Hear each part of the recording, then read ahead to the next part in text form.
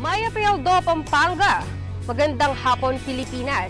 Sumasa inyo ang Capitol in Action.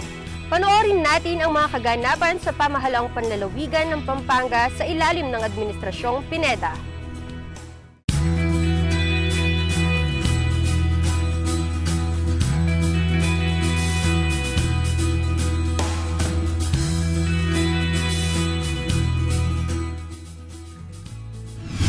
Alamin natin ang mga pangyayaring naganap sa nakaraang mass oath-taking ceremony sa ulat ni Luis Rutao.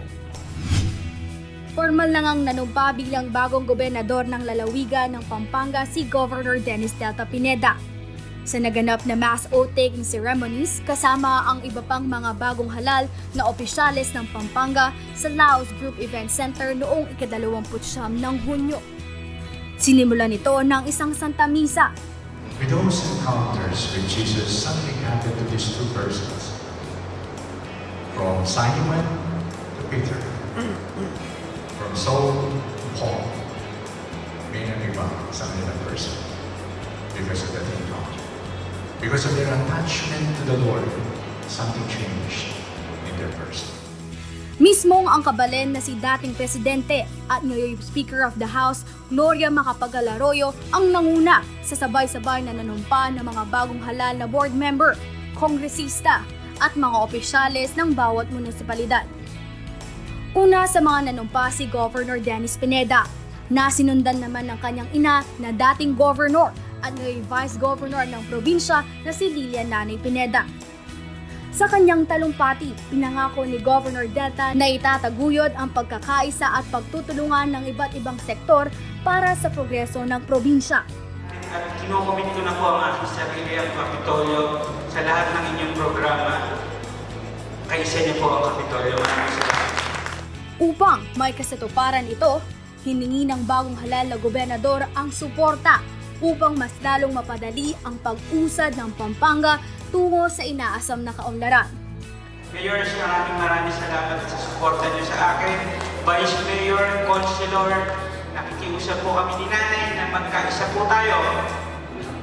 Kanino man pong partido kayo nakabilang, sa oras na to, sana po simulan natin isang pagbabago na magsama-sama po tayo para i-conduct ng Pampanga.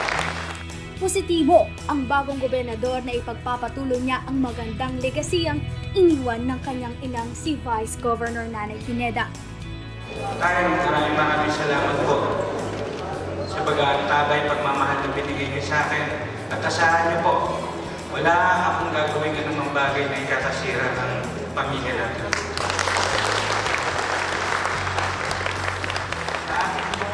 Sa akin pong nanay, sa ating Vice Governor,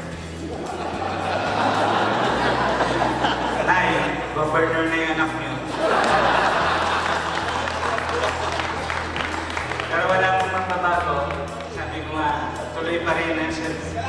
Masaya po ako na ako magtutuloy ng inyong mga programa, pero still na ituloy pa rin, tulungan pa rin po tayo, kama pa rin po ng dati.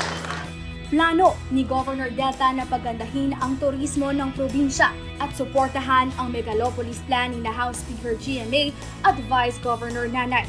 Ulit ko siguro doon na incoming governor, okay kaya. Kaya ngayon sinabi ko kang Dennis, hindi ata ako kay Korea.